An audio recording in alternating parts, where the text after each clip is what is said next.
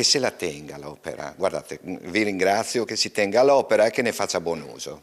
Preferisce voltare pagina e non essere più al centro dell'attenzione mediatica l'artista friulano Fabrizio Mason, dopo che una sua installazione, collocata nel porticato di Piazza della Libertà a Udine, è stata rubata nella notte tra sabato e domenica. Era stata esposta fuori dalla Galleria d'Arte Contemporanea che sta ospitando la sua mostra personale, proprio per creare simbolicamente un legame tra l'interno e l'esterno dello spazio espositivo. Un'opera in legno dà un significato simbolico ben preciso. Con un cuscino interno che riportava l'opera che avevo dentro nel quadro, no? Quindi era un'installazione che riportasse il significato dell'opera all'interno. Questo furto, insomma, dispiace.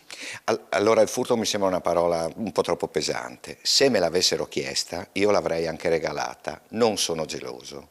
Per me è tutto un gioco. Se poi funziona, bene, altrimenti ho giocato con i miei colori, con la mia anima, col mio cuore, con tutto me stesso, insomma.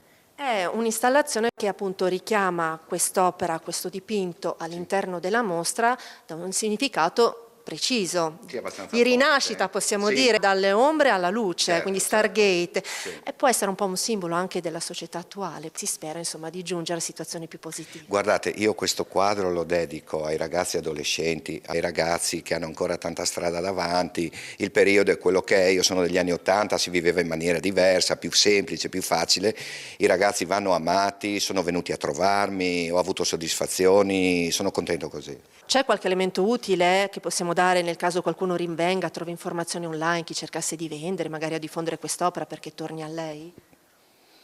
No, non c'è nessun elemento, non voglio che ci sia, lasciamo che tutto decada così e vi ringrazio già per questa intervista, insomma.